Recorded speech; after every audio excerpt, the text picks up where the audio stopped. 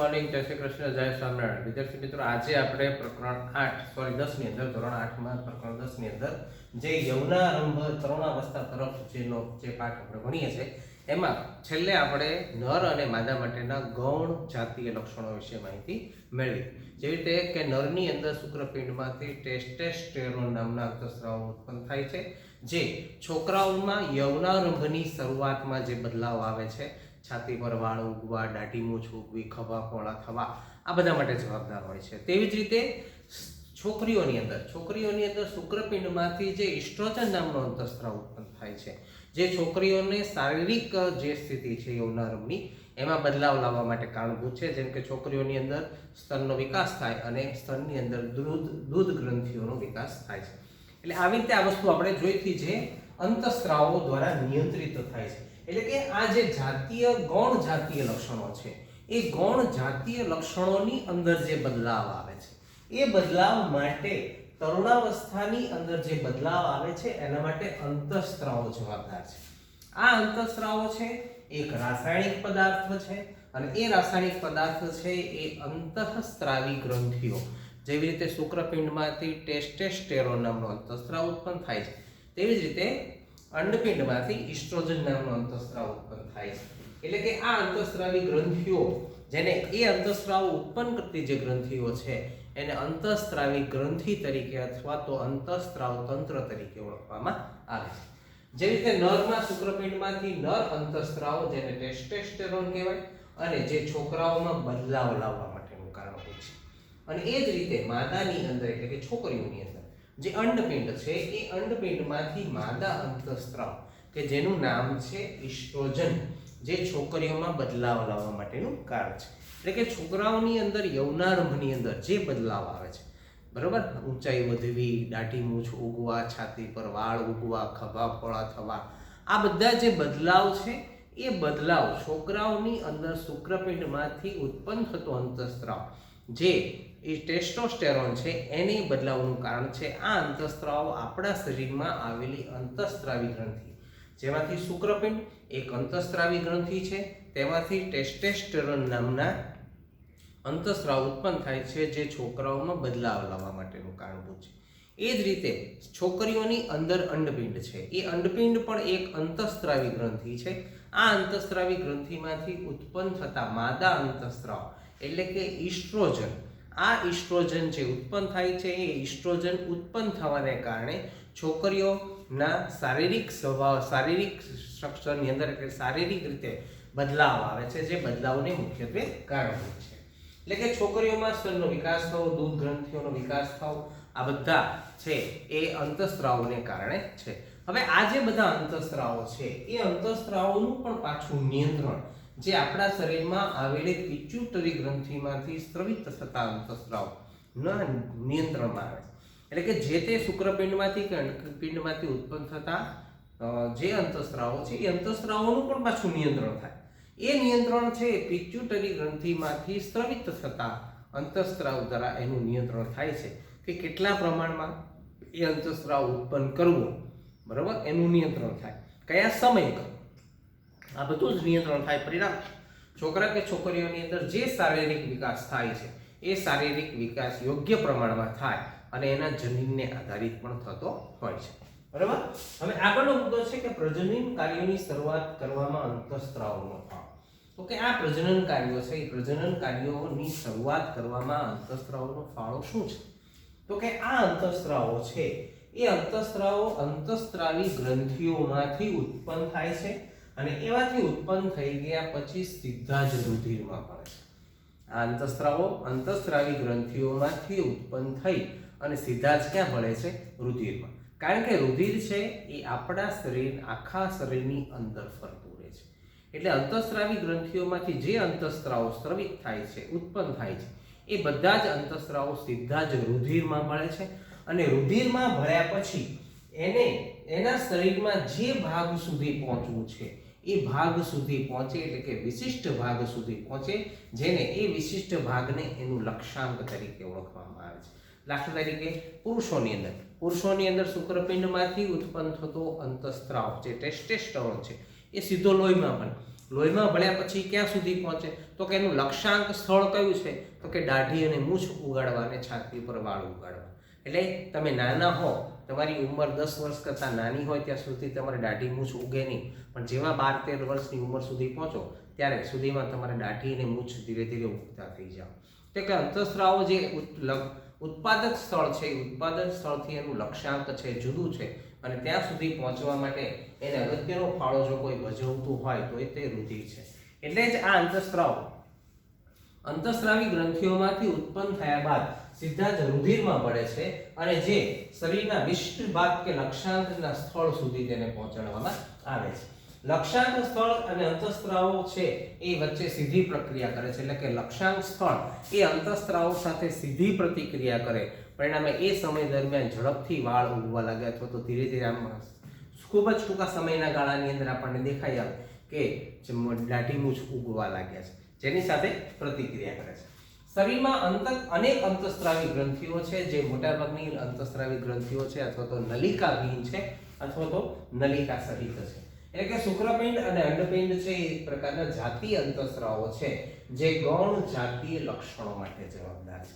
એટલે કે પુરુષોની અંદર ઉત્પન્ન થતા અંતઃસ્ત્રાવો જે ટેસ્ટોસ્ટેરોન છે અને સ્ત્રીની અંદર ઉત્પન્ન થતા અંતઃસ્ત્રાવો ઇસ્ટ્રોજન છે, આ બંને ગૌણ જાતીય લક્ષણો છે. કારણ કે ગૌણ જાતીય લક્ષણો માટે જવાબદાર આ અંતઃસ્ત્રાવો છે.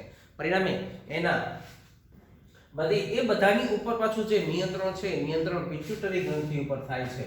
એટલે કે આ અંતઃસ્ત્રાવો છે એ નલિકા વિહીન ગ્રંથિઓમાંથી ઉત્પન્ન થાય અથવા તો નલિકા સહિતની ગ્રંથિઓમાંથી ઉત્પન્ન થાય. એટલે કે સ્પેશિયલ એની અંતઃસ્ત્રાવી ગ્રંથિઓમાંથી નલિકાઓ જે સીધા ચોક્કસ લક્ષ્યાંક સ્થળ સુધી એને પહોંચાડવામાં આવે છે. એટલે કે આપણા શરીરની અંદર જે કંઈ પણ ગૌણ જાતીય લક્ષણો છે એ ગૌણ જાતીય લક્ષણો માટે જવાબદાર કોઈ હોય તો આપણા શરીરમાં આવેલા, એટલે કે નરના શરીરમાં આવેલા શુક્રપિંડ અને માદાના શરીરમાં આવેલા અંડપિંડમાંથી સ્રવિત થતા અંતઃસ્ત્રાવોને આભારી છે, એટલે કે એના માટે જવાબદાર છે.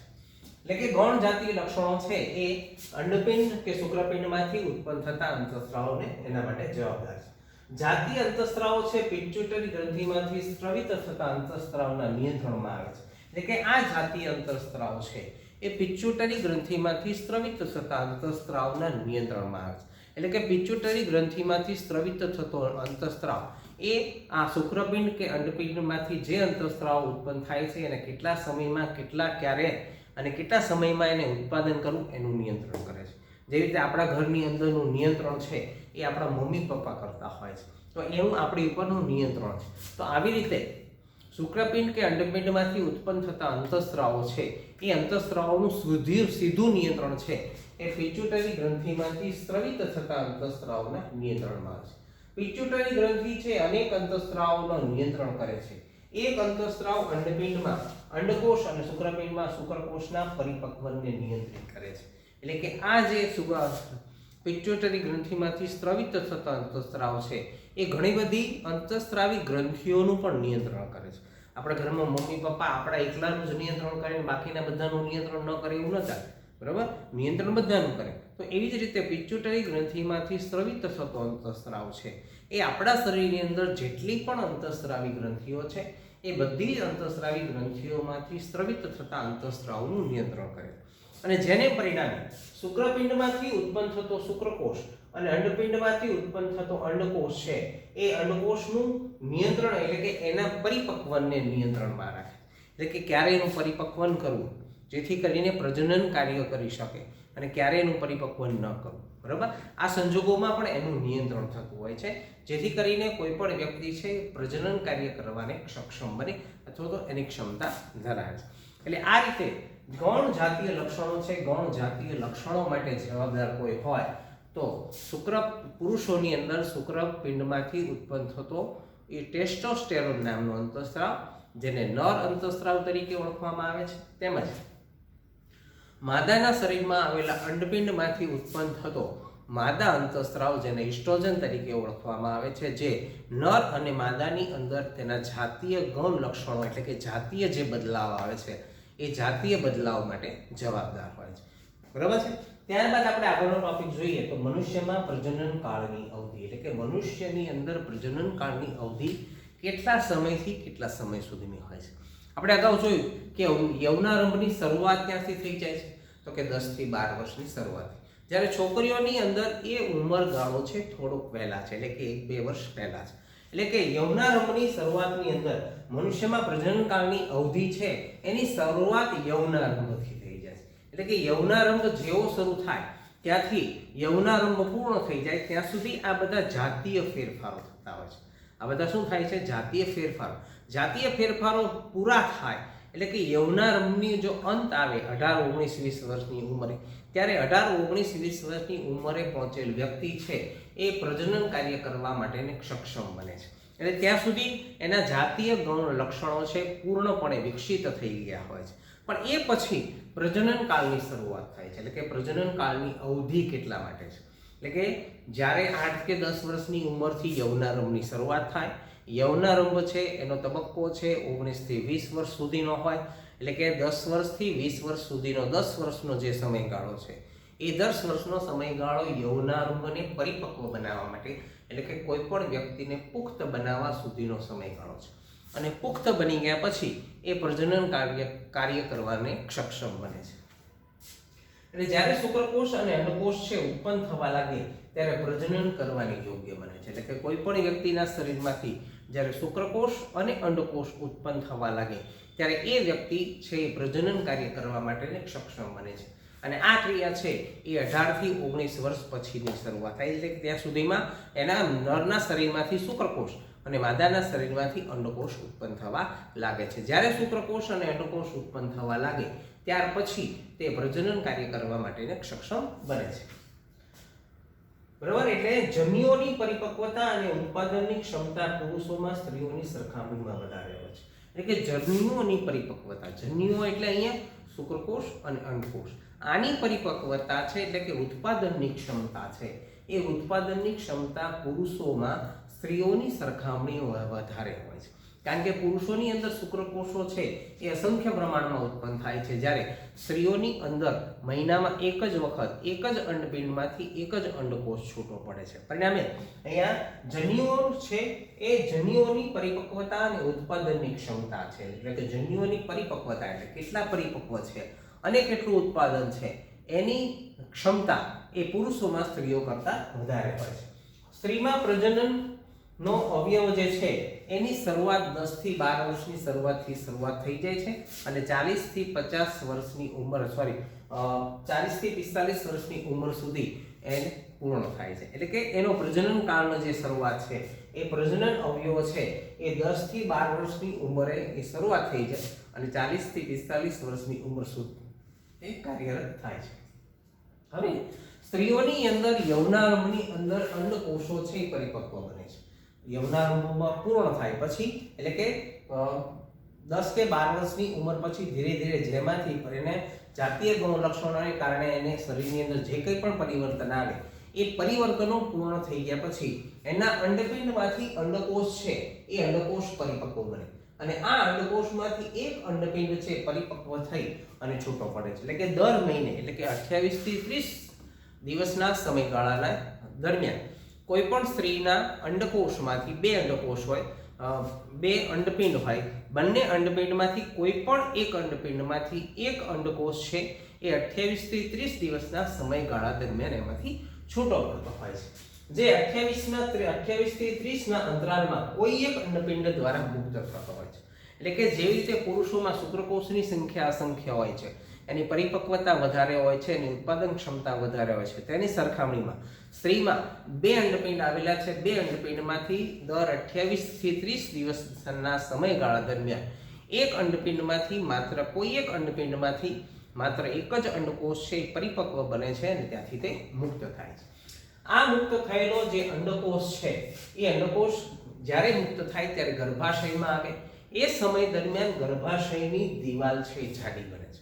ગર્ભાશયની દિવાલ જાડી બને અને જો એ યુગ્મનજ ગ્રહણ કરે, યુગ્મનજ એટલે આપણે આગળના પ્રકરણમાં ભણી ગયા છે કે શુક્રકોષ અને અંડકોષનું મિલન, એટલે કે શુક્રકોષ અને અંડકોષનું ભેગા થવાની જે ક્રિયા છે એ ભેગા થવાની ક્રિયાને આપણે યુગ્મનજ કીધું. એટલે કે જો યુગ્મનજ ગ્રહણ કરે તો યુગ્મનજ ગ્રહણ કરી અને તેના ફળ સ્વરૂપે ગર્ભધારણ થાય છે. એટલે કે શુક્રકોષ અને અંડકોષનું મિલન જો થઈ જાય તો એના ફળ સ્વરૂપે ગર્ભધારણ થાય. પણ દરેક કિસ્સામાં આવું ન બને, બરાબર છે. એટલે કે ફલન ન થાય તેવી સ્થિતિની અંદર શું થાય, તો કે ફલન ન થાય તેવી સ્થિતિની અંદર એના અંડકોષ અને ગર્ભાશયની દિવાલ કે જે જાડી થઈ ગઈ છે. આ ગર્ભાશયની દિવાલ ક્યારે જાડી થાય, તો કે કોઈ પણ અંડપિંડ છે અંડકોષ મુક્ત કરે એ સમય દરમિયાન ગર્ભાશયની દિવાલ જાડી થઈ જાય છે. પરંતુ ફલન ન થાય તે સ્થિતિમાં, જો ફલન થાય તો ગર્ભધારણ થશે, ફલન ન થાય તે સ્થિતિમાં અંડકોષ પછી ગર્ભાશયનું જાડું સ્તર અને તેની રુધિર વાહિનીઓ છે તૂટવા લાગે છે. ફલન ન થાય ત્યારે અંડકોષ અને ગર્ભાશયની જે જાડી દિવાલો છે એ જાડી દિવાલનો રુધિર વાહિનીઓ છે એ રુધિર વાહિનીઓમાં તૂટવા લાગે છે અને એમાંથી રક્તસ્રાવ થાય છે, બરાબર છે. જો ગર્ભધારણ થાય, યુગ્મનજ થાય તો એના ફળ સ્વરૂપે ગર્ભધારણ થાય, અને ગર્ભધારણ ન થાય તો અંડકોષ અને ગર્ભાશયની જે જાડી દિવાલો છે એ જાડી દિવાલોની રુધિર વાહિનીઓ છે એ રુધિર વાહિનીઓ તૂટવા લાગે અને તેમાંથી રક્તસ્રાવ થાય. આ રક્તસ્રાવને સ્ત્રીઓમાં ઋતુસ્રાવ તરીકે અથવા તો રજોસ્રાવ તરીકે ઓળખવામાં આવે છે, જે 28 થી 30 દિવસમાં માત્ર એક જ વાર થાય. 28 થી 30 દિવસના સમયગાળામાં એક જ વાર થાય. કારણ કે સ્ત્રીઓની અંદર 28 થી 30 દિવસની અંદર કોઈ પણ એક અંડપિંડમાંથી એક જ અંડપિંડમાં એક જ અંડકોષનું ઉત્પાદન થાય છે. માટે જે ઋતુસ્રાવ છે કે રક્તસ્રાવ છે એ 28 થી 30 દિવસની અંદર એક જ વાર થાય છે. પહેલો ઋતુસ્રાવ છે એ યૌનારંભની શરૂઆતમાં થાય છે. પહેલો ઋતુસ્રાવ છે એ યૌનારંભની શરૂઆતમાં થાય છે, માટે તેને રજોદર્શન તરીકે ઓળખવામાં આવે છે. અને છેલ્લો ઋતુસ્રાવ છે એ 40 થી 45 વર્ષની ઉંમરમાં થાય છે, જેને રજો નિવૃત્તિ તરીકે ઓળખવામાં આવે છે. એટલે કે 40 થી 45 વર્ષની ઉંમરે જ્યારે કોઈ પણ સ્ત્રી પહોંચે ત્યારે એમાં ઋતુસ્રાવની ક્રિયા છે એ બંધ થઈ જાય છે. એટલે કે એના અંડપિંડમાંથી અંડકોષનું ઉત્પાદન થવાનું બંધ થઈ જાય છે. પરિણામે એ છેલ્લો જે ઋતુસ્રાવ છે તેને રજો નિવૃત્તિ તરીકે ઓળખવામાં આવે છે. 10 થી 12 વર્ષની ઉંમરની સમયના દરમિયાન જ્યારે પહેલો રજોસ્રાવ થાય છે એટલે કે તેને રજોદર્શન તરીકે ઓળખવામાં આવે છે, એ શરૂઆતમાં અનિયમિત હોય છે. પછી જેમ જેમ સમયગાળો જતો જાય તેમ તેમ એ નિયમિત થતો જાય છે.